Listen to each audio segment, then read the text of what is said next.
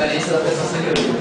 Então, gente, boa tarde. Essa apresentação de Fotografia e Computação de Curso de Amadeu, o título é Estudo e Desenvolvimento de Aplicação Biométrica em Ambiente de Larga Escala, Reconhecimento de Impressões Digitais.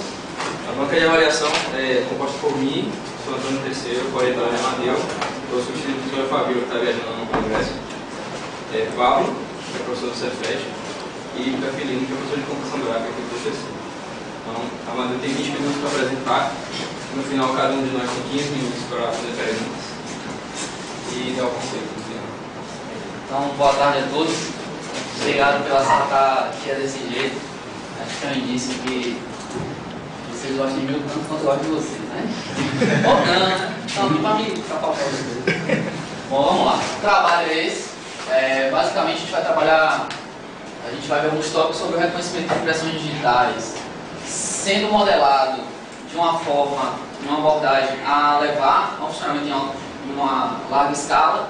Na verdade, essa larga escala pensando numa demanda grande de acessos e de consultas no ambiente prático, na verdade.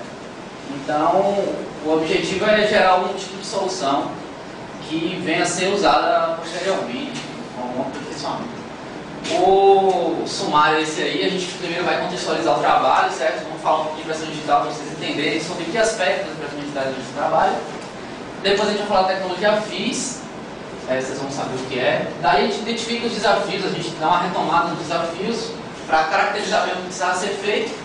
E daí a gente mostra as tecnologias que escolhemos, a modelagem de dados para poder visualizar melhor, entender melhor o protótipo que eu vou apresentar depois. O protótipo, a arquitetura do protótipo e as conclusões aí, considerações finais. Bom, a motivação principal é a falta de um sistema de reconhecimento de impressões digitais livre com suporte a um grande volume de acessos sem a dependência de um hardware especializado.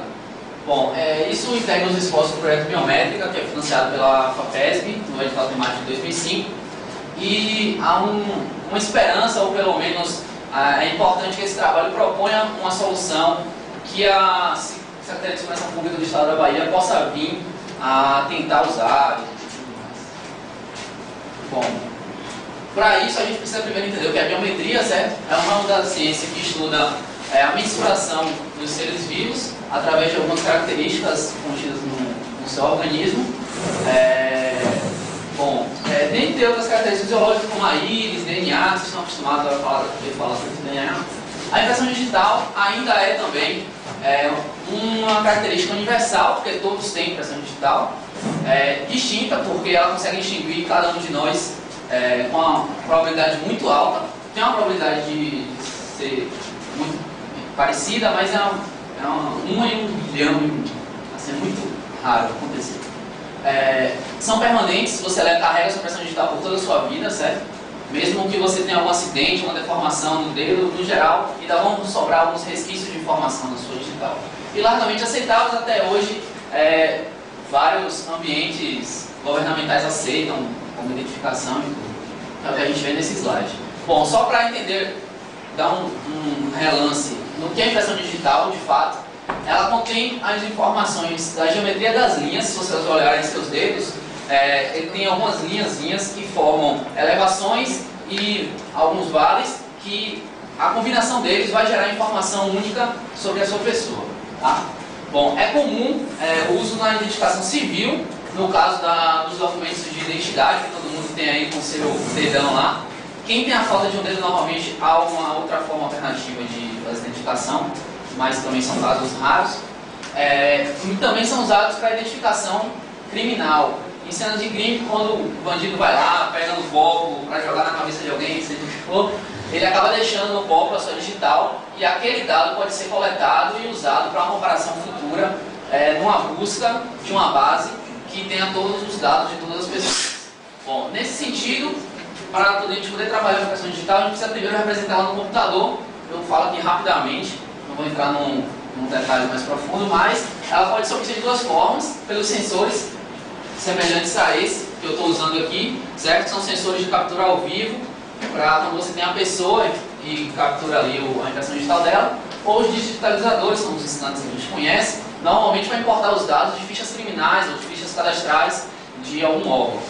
Bom, a imagem dessa impressão digital, a representação dela no computador, na verdade dada por uma imagem, que é manipulada na forma de uma matriz, M por N, que é a largura e a altura, vocês estão aí bem acostumados, e o espaço de cor dessa imagem, normalmente, basta que ele seja discreto de 36 níveis de cinza, tá? Não precisa ser um RGB colorido, nada do tipo. Os níveis de cinza já são suficientes e até facilitam a manipulação sem gastar mais tempo computacional por causa das cores. Bom, nesse âmbito, a gente pode classificar uma impressão digital segundo alguns critérios, digamos. No caso, os pontos singulares, que são os núcleos e os deltas. Essa classificação ela não vai identificar você, ela apenas vai lhe colocar numa classe maior que vai ser útil depois para filtro, no sistema e tudo mais. Bom, aqui vocês veem um ponto marcado por A, os deltas, que são essas formações semelhantes a um triângulo, e o B, o núcleo, que é essa formação mais central, onde tem uma curvatura mais acentuada, tá?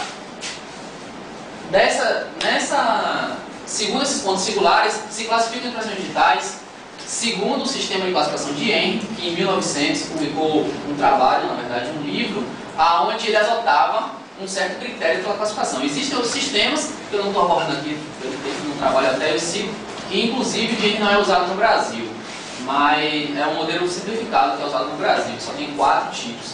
Aqui o Henry tem 5 tipos, e é mais aceito internacionalmente. Bom, no caso do arco plano, vocês veem que não tem nenhum delta nem nenhum núcleo, as linhas elas são suaves, tá? No arco angular tem um delta aqui e um núcleo um pouco acima. No verticilo você tem 2 deltas e um núcleo no centro, certo?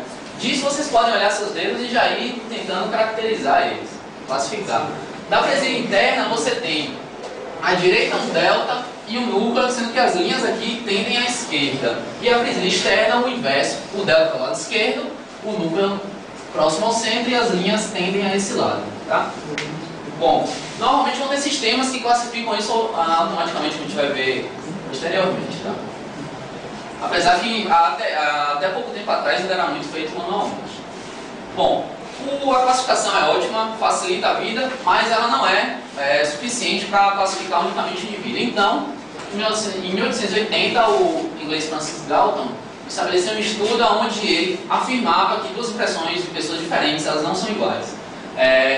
Essa informação que contém nas linhas dactilares, que são essas linhas do dedo, elas formam as minúcias, que basicamente a combinação dessas linhas, como elas se interceptam, como elas se cruzam, como elas começam e terminam, formam o que a gente chama de minúcias, também conhecido por detalhes de Galton.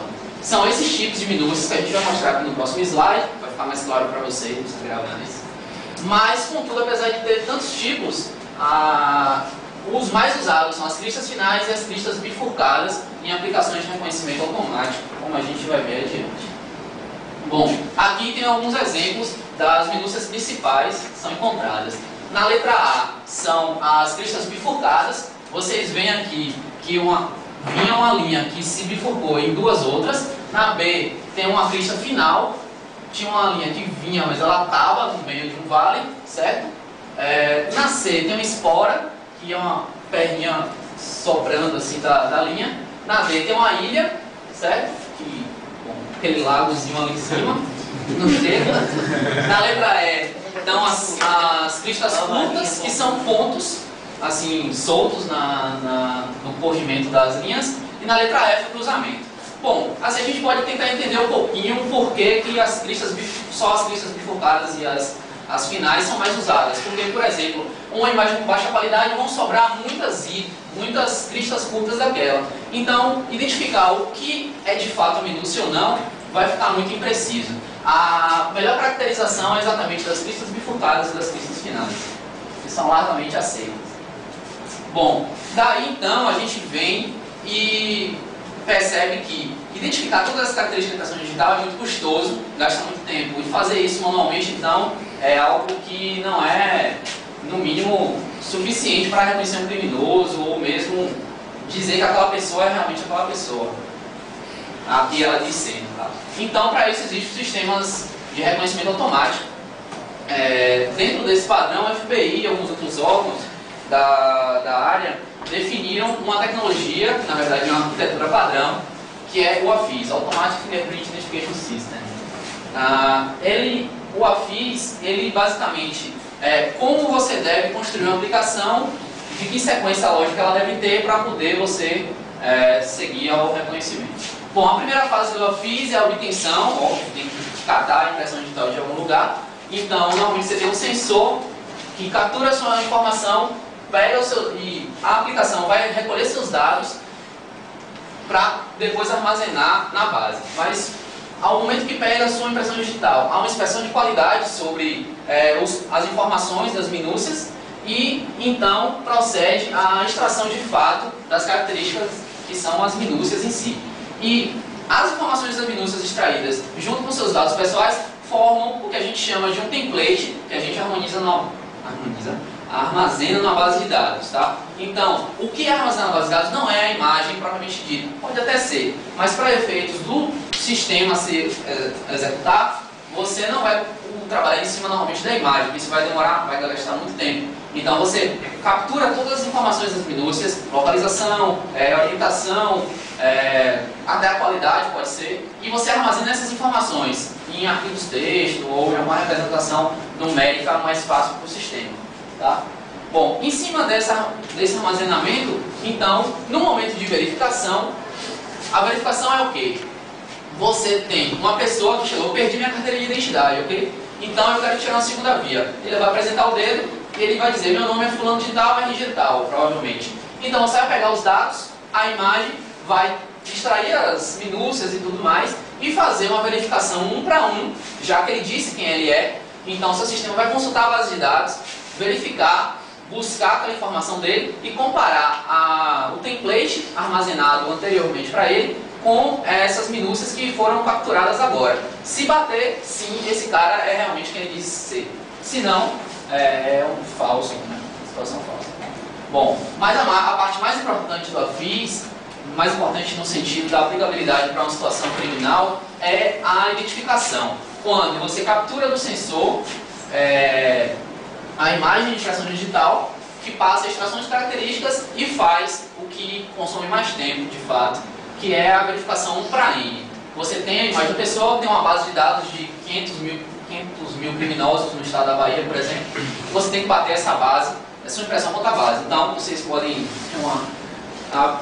intuir, ter intuição que isso vai ser muito caro computacionalmente. Então, o nosso foco é exatamente nesse ponto levar uma contribuição, tá?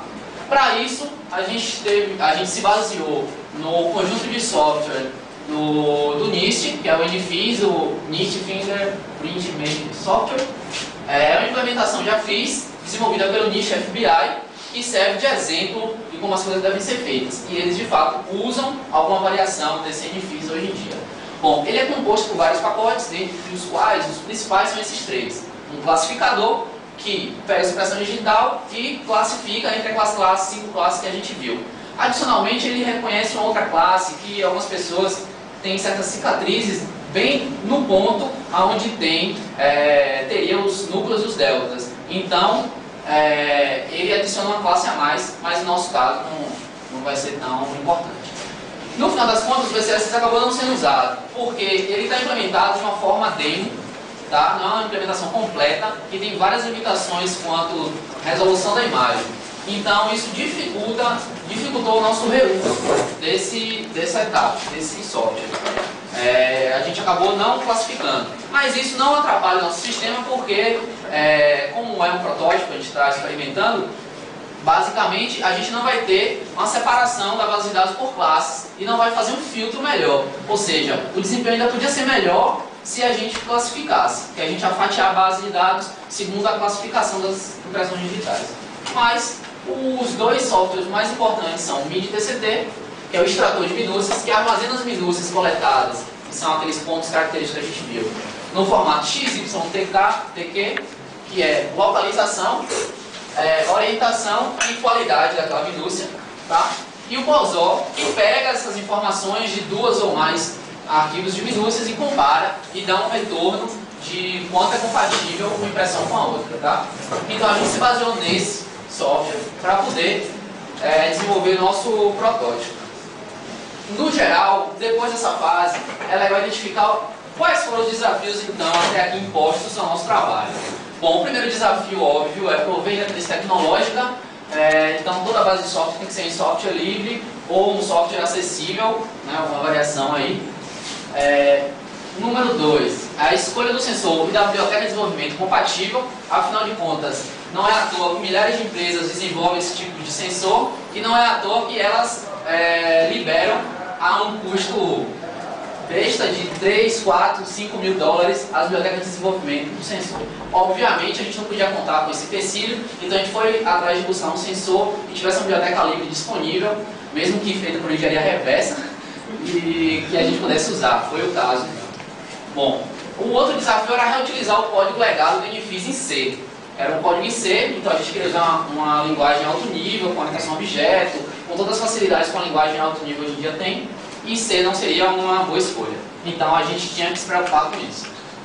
Desenvolver uma aplicação segundo a tecnologia FIS, afinal a gente queria entrar nos padrões internacionais de funcionamento da coisa, para poder que essa coisa depois possa vir a ser usada de fato. Bom, o quinto desafio, e o mais importante, é propor uma arquitetura para o processamento paralelo do comparador de minúcias, já que o uso vai ser um uso muito intenso diariamente. Para vocês terem ideia, o FBI estimou em cerca de 70 mil buscas diárias de impressões digitais, contra a base de dados deles devem ter alguns milhões de registros. Então, o desempenho aqui realmente é um ponto de corte. E, óbvio, manter a compatibilidade com os sistemas operacionais, afinal de contas, a gente não queria limitar só o funcionamento com um cliente Linux, ou Windows, ou Mac. A gente queria deixar o sistema o mais flexível possível para que isso pudesse ser implementado. Bom, a partir desse ponto, desses desafios que a gente identificou, a gente foi em busca de quais tecnologias iam prover suporte necessário para suprir esses desafios. E a tecnologia que se mostrou bem interessante no seu ponto de vista de concepção foi o Web Services, que a gente vai ver pontualmente no seguinte slide. Para o processamento paralelo, a gente utilizou um cluster de computadores que a gente adquiriu junto com o projeto do Biométrica. E a linguagem, a gente preferiu usar o Ruby, que ele tem suporte a extensões em C, como a gente também vai ver no slide.